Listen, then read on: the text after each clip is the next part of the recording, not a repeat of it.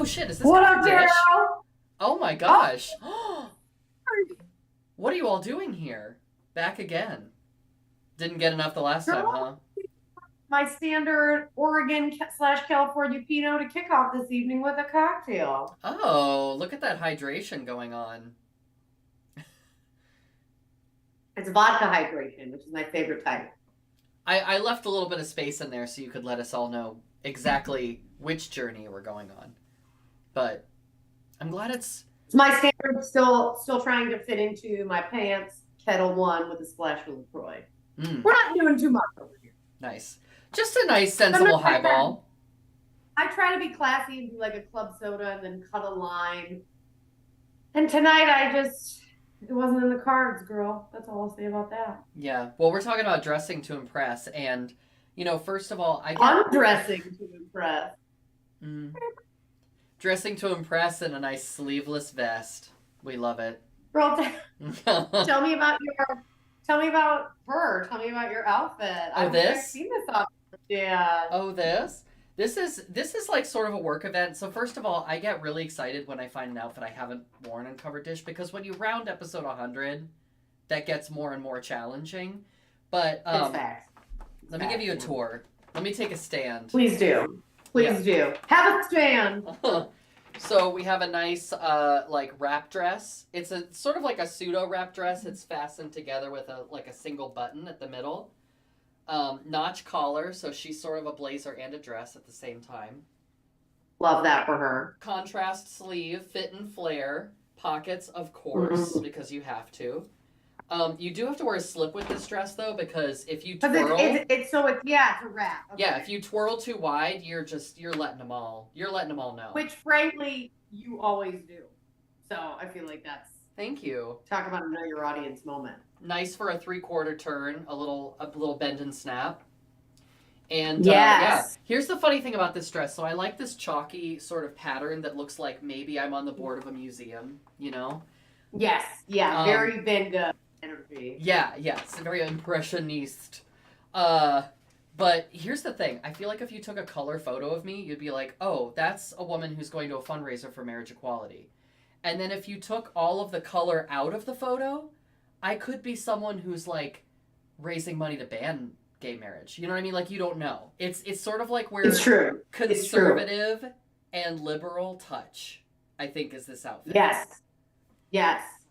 Yes. I like that. Sometimes I wear a look and I'm like, oh, this look is fiscally conservative but socially liberal. So it doesn't exist? Exactly. It's a that's the Emperor's New Clothes, girl. And I'm new. Yes. Mm-hmm. Can I tell you, that is the second Emperor's New Clothes reference today in my life. Wow. Which tells you how amazing the people in my life are, including you. Amazing. That's one theory. I'm also wondering, like, is that story making a comeback in the cultural zeitgeist? A zeitgeist comeback, maybe. Yeah. Ah, interesting. In the collective consciousness. Mm. And girl, I had to do it to him. I had to put on some makeup. I just a little touch of highlighter and some mascara. As the famous Eileen Galvin said in a rural Alaskan town pizza joint, it's over for these hoes. She said, and I quote, "It's over for these hoes." But no. To no one, because there were no hoes there. Yeah. But no, shout out to Abby Shapiro, classically Abby, and Girl Defined Ministries for teaching me how to wear makeup in a God-honoring way. Ooh. Yeah. Mm-hmm. And shout out to God. How do you wear without makeup whom none of this would be God-honoring possible, way? Mama. How do you wear makeup in a God-honoring way? You know what? I'm gonna leave that one to the experts because let me tell you something. There is something about like Christian fundamentalism that is full of contradictions. So you will not get clear advice. It's like right. Wear more but wear less. Be modest but be attractive. I really don't know. And to be clear, I'm also not watching these creators. I'm watching other people watching these creators. And then yes. Yeah. Which I need is a buffer. safe for you. Thank you. I need a buffer. Protect yourself. Yeah. I need a witness to my truth. You need like a social media condom. You just need a buffer. You need a protective layer. You need to be attractive enough so that you can still be an object to a man, but not so attractive that you tempt men. Mm-hmm. Cool. Already failed. What's it like to get an F the first day of school? Girl, we're talking about undressing to impressing, and I think honestly, you have so many stories about like lingerie snafus on stage that I have seen you get out of so incredibly beautifully. I was like, there's no way this is a half hour. If we need to take this to deep dish next in the coming weeks, we will. We surely will. That's not a threat, it's a promise. You have to. Oh, we have too many moments. Yeah, well, and you and I do share a love of vintage lingerie. Particularly, I know you and I both appreciate a garter because they're not a functional garment. I know historians will try to tell me that we all used to wear these like stockings that, didn't have the silicone tops on them, and so you needed the garters to like keep them up, but I'm here to tell you, I've done the research. Garters are like they're ridiculous. You know what I mean? They're just like little straps that you can kind of like hike your skirt up and pull on to be like kind of cute and flirty. That's what they're really for. But if I had like they come off before they're supposed to, or they don't come off at all. I was about to say, like, here's the thing about it gives big turducken energy when I get the like garter too high up on my leg, and then I can't really. It's like a rubber band around a chicken breast, and I can't really get it off. Oh my gosh! So that's like, yeah. I guess I'm talking about like a garter belt with clips. Oh yes, the garter belt with clips. Yeah, yes. But you're right. There's another thing called a garter. Yes. That has a very disturbing like wedding tradition where you have to like publicly take the bride's garter off in front of everyone. Now, I'm all for like exhibitionism, but that is a bridge too far for even me. No, and here's the whole thing feels non-consensual because then the person who catches the bouquet and the man who catches the garter, it's typically the woman would have the garter put on her by the man who caught it. So the woman who catches the bouquet, I've been at these weddings. So a woman catches the bouquet, right? Yeah. Single woman. A man catches the garter after the groom removes it from the bride. Then the groom puts it on the man who catches the garter puts it on the woman who caught the cake. I was at a wedding in the 90s. Really? People do that? Oh, yeah. So I was at the wedding. I was a flower girl in this wedding. And a woman caught it. She's like, I'm single. Yeah. Like big Jennifer Coolidge energy. Like just like very excited about it. Yeah. And then a 10-year-old caught the garter. Because he's like, it's a game. Everyone told me to go catch it. And they made him put it on this woman. And I'm like, look at. I'll show myself out. And then and they say we're groomers. I mean, not to be whatever, but it was wild. It was wild. All right. 9 minutes in, and we're already telling like dark political jokes about our own injustice. I love it. I love that for us. And because here's the thing, it was obviously really traumatizing for the kid, mm-hmm. but it was even weirder for the woman who's. The music is like the sexy, stripper music, like the burlesque, ba-na-na-na-na. Yeah. And she's like. That's the thing. Not everyone opted into that experience, okay? It's very non-consensual as a general rule. Yeah. Like, I'm not here to say, if you want to do the garter thing, like the bride and the groom, and they planned that and they rehearsed it and they're like, we're doing the garter thing, I'd be like, that's fine. But when you involve everyone in that, without any like pre-work or like heads up. So fucking weird. Life's anyway, like so I do like. What? I said life's like a box of chocolates.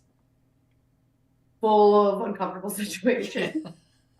I do love a garter belt though. I do. It's hard because I feel like a lot of this stuff, like growing up, like I just only had images of women who were so svelte and so perfect in it, and like. I remember the first time I wore a garter belt, I was like, oh my God, like it like cuts through the back of my like thigh meat. And I was like, that is so unattractive. And then I grew up and I was like, that's not unattractive, right? Like, everything about it, you know what I mean? You kind of have to like reframe You from do. your conditioning. And also, I'm here to tell you, when you wear a garter belt around it's kind of like a really tight belt where the surface area is this big. And so Yeah. it will like saw you in half. Yeah. Throughout the course of Yeah, an evening. literally. And then when you take it off, it's very relieving, but then you have to look in the mirror at the dark red line that has been etched into your flesh. And then think about your life choices. So, Yeah, no, on that. so what do you wear to take off? Just be aware that garter belts are a death trap. And one of the things corsets aren't much better, frankly. They distribute the surface area. I do remember when people were like, oh, corsets are coming back and like in like fashion. Mm-hmm. And I've seen a few of them in Miami. I've seen like women in corsets and I'm like, oh no. Oh no. Oh my god, tell me about it. Tell me about it. Are we talking about like plastic, like no shape, just plastic boning, like just off the rack kind of? I have some feelings. I've seen both, but so 90s. Remember those like plastic boning corsets with the low-rise jeans? Like that's back. Oh no, see I don't like that. And this always happens on like corsetry websites where you can buy a shapewear from, and corsetry websites. Who doesn't like a good hosiery and a good corsetry? They always model them with like a corset on and nothing else, and then low-rise jeans. And I'm like, show me something I can work with, because that's not me. It's never been me. It's never gonna be me. Mm-mm. I need a high-waisted everything. Yeah. To give the illusion, I need an illusion of a cinch. You know what I mean? And if the hips are out, that illusion is not. It's not there. It's left. It's not cinching, is what it is. Yeah. I remember Laura Sanders, who just performed in Columbus, Ohio. I think she recorded her special. Fabulous, in Columbus. Yes. And she also is the one who did the graphics for our show, Covered Dish. Yes, we love to see it. So definitely watch for her video special. She's hilarious because she has a joke from early in her career about feeling like looking like a boxy avocado.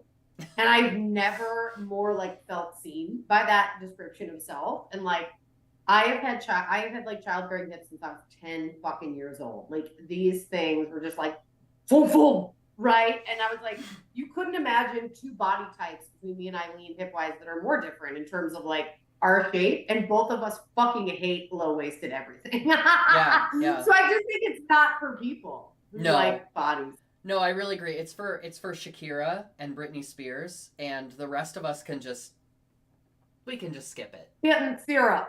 So, girl, dressing to impress, there's so much nuance, and as I was thinking about this topic alone by myself in the shower, I was thinking about like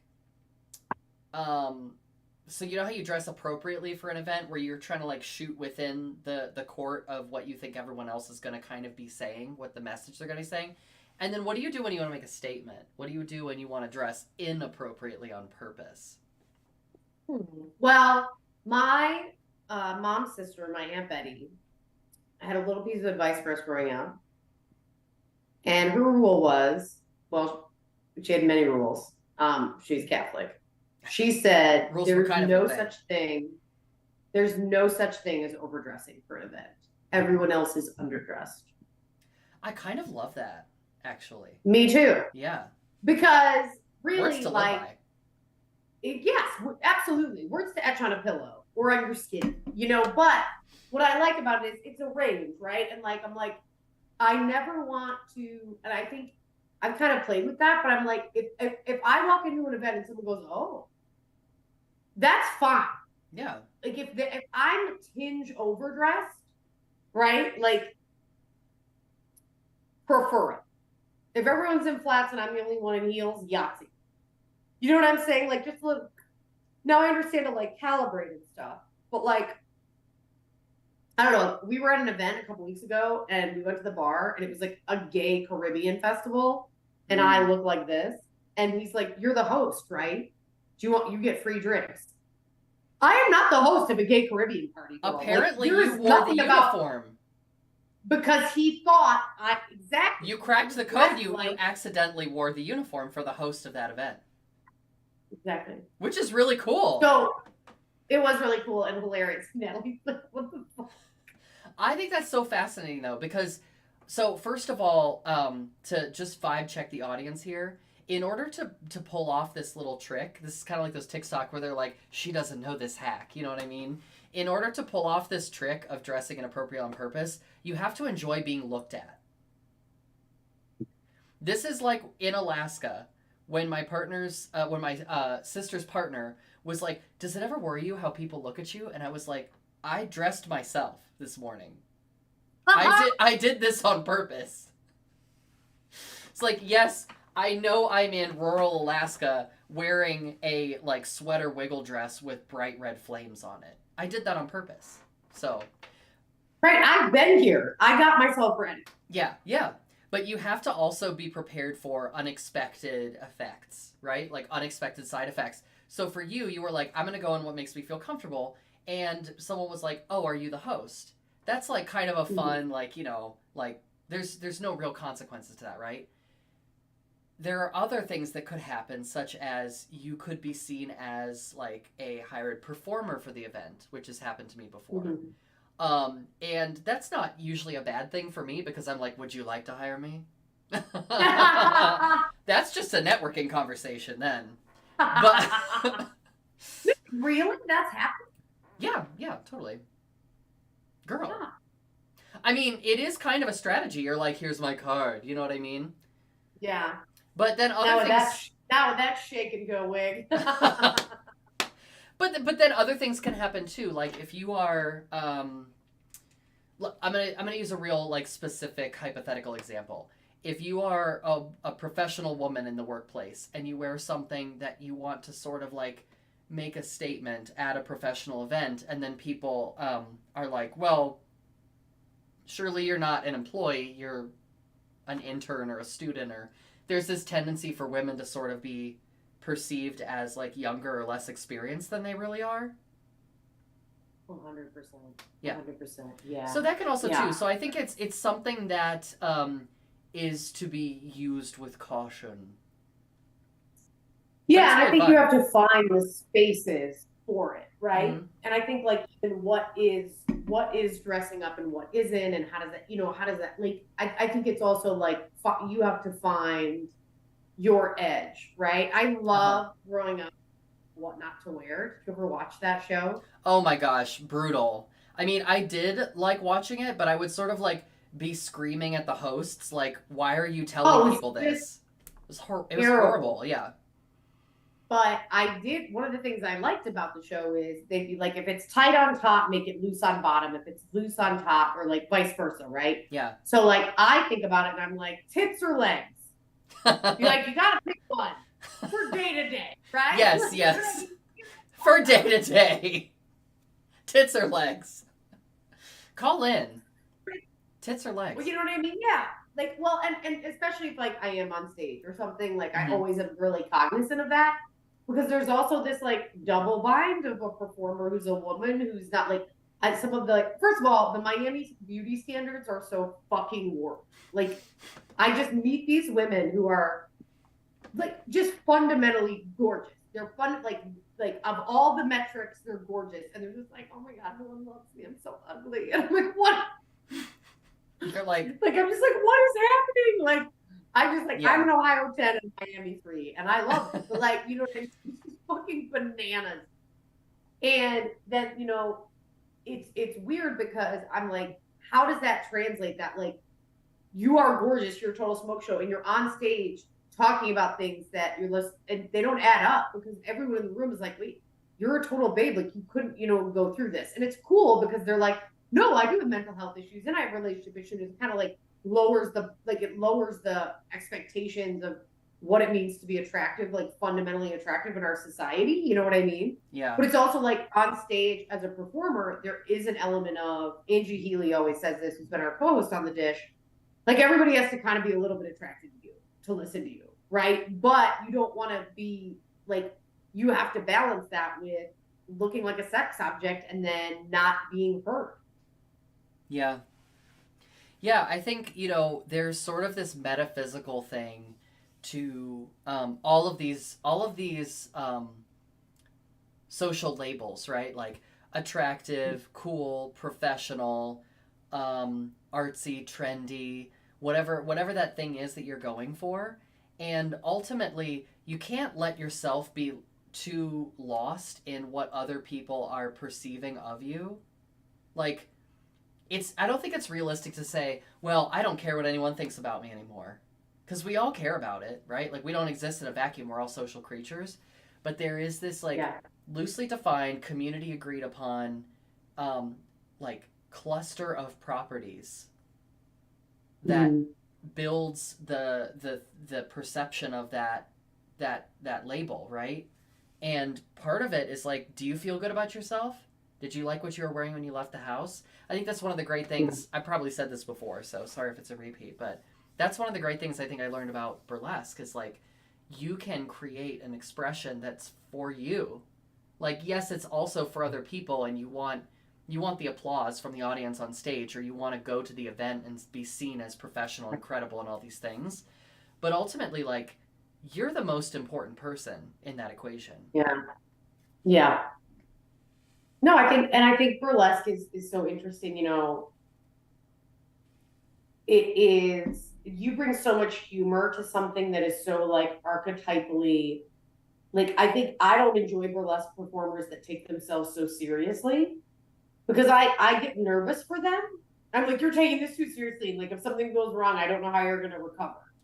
You know what I mean? And I love kind of the joy and frivolity you bring to burlesque, even into your darker numbers that are a little more intense. And there's almost this, because that's the thing about like fashion and clothes and dressing and undressing is if you take yourself too seriously, the joy's gone. Yeah, And it's like, and I think that's how like that's a way that you can um I don't know, access more enjoyment out of life is by taking it less seriously. Um I don't know, it's kind of like for me it's been a way of reprogramming the stakes are not as high as I think they are. And like I've fallen down on stage recently. And you just gotta point your toes and smile. That's the old like showgirl thing, right? If you fall, just point your toes and smile, and that is then the name of your memoir. point your toes and smile. I can't believe no. I have to look it up. Maybe somebody's done. I hope somebody's done that. But if they haven't, that is a fantastic name for a memoir. Yeah, Because yeah, you just if you fall down, you can't fall to pieces, right? You have to right. play it off, act like it was meant to happen, or just like lean into the absurdity of it wasn't meant to happen, but I'm just gonna like finish the number anyway. Right. Right. Oh my God, I And that's love called that. resilience, baby. Mm. You heard it here first, folks. Yeah. Very, very controversial undergarment theory or undergarment confession, which is that I hate white lingerie, and it's been a really hard year for me as a bride because everyone Oh. thinks I want white lingerie, You know what? I don't and really I'm here like to it tell you. either. Go ahead. Well, yeah, because it brings out like my jaundice. Like I'm so pasty, and then it looks terrible, and like it's like angelic. Like I'm just like like I feel like an American Girl doll. Like I hate it. It doesn't make me feel sexy. It doesn't make me feel good. Yeah. I mean, Mm. I love black and red lingerie. And that's not just because I'm a practitioner of the occult and I just happen to love those colors. But how do you feel about white versus ivory? Does ivory make you feel any better? Because I like ivory. I don't like white. Are you like a contractor? You're like, is it eggshell white? Is it ivory? Is it white white? No, there's a thing where it's like What? pure No. glowing snow white versus like Yeah. off-white ivory. It softens the complexion a little bit. Like if I put on anything white lingerie, you're gonna see every crack and blemish and imperfection of my skin. Right. And to be clear, I like my cracks and blemishes and imperfections. That's not the issue. Right. Right. Right. The issue is Right. I don't think that pure white is the window dressing that's going to make this tell the best story that it can possibly tell. That's really funny. No, that's totally fair. What do you do when you have a partner who can't match you when it comes to dress? Oh, well, I think my strategy is maybe different than some others' strategies in this area, but I just wear whatever I'm going to wear. And then I think because my partner, after the 12 years we've been together, he kind of knows, like, I'm sort of going to wear what I want to, you know?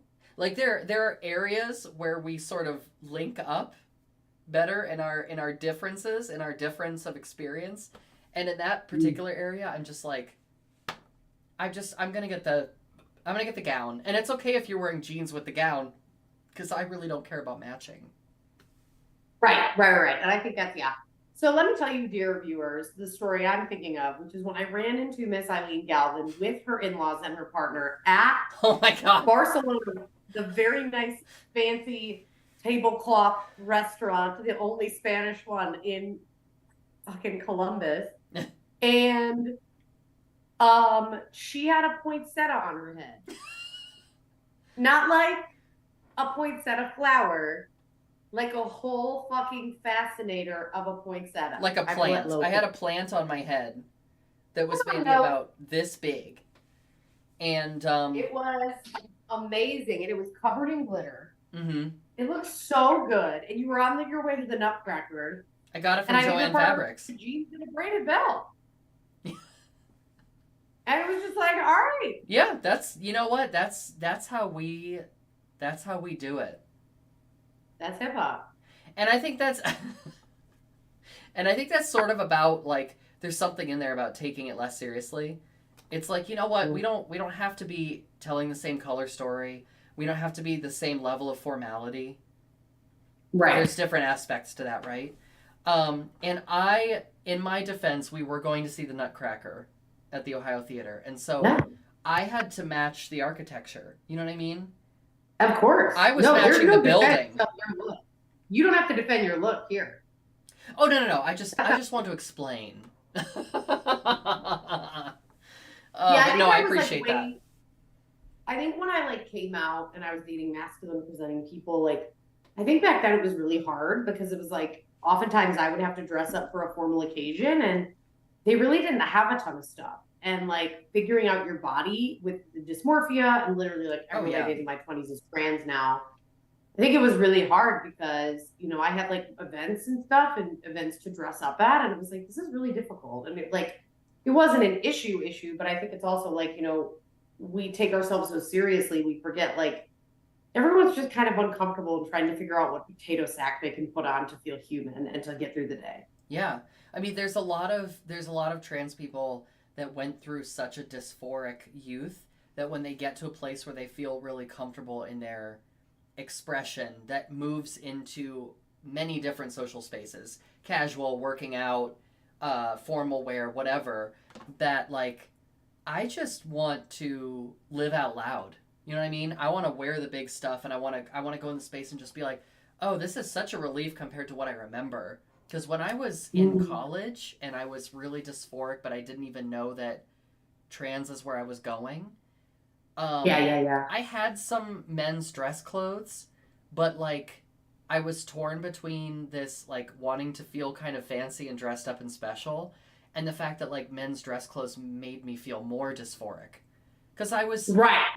I was used to this very, very small comfort zone that I carved out for myself that was skinny jeans, those punk rock belts that were all grommets, and tank tops that were probably for women but could be worn by men in a unisex context, And I was that's where I felt comfortable. And so building out from that was thank goodness for burlesque, that's all I can say, because it allowed me to workshop a lot of looks very quickly. Oh, girl. Mm-hmm. Oh, my little baby Eileen. But just look at me now. Girl, look at you now. You. A Victorian spinster trapped on the widow's walk. Well, we're at time, but did anyone slide into your DMs? No one's... Well, let me check. I don't know that for sure. Okay. For the tote? For the tote.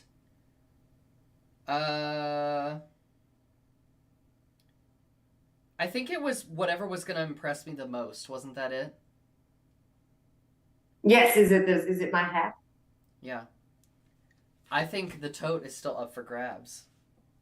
Ooh, girl. So message Eileen if you want the tote. Yeah. And thank you for tuning into The Dish. We will be back every Tuesday. Please like us on Instagram and Facebook and follow us on YouTube so we can get to those subscribers that Eileen wants and make her Christmas dreams come true. Thank you for watching now or later. We appreciate you all. Now and forever. Covered dish. See you next week. Bye.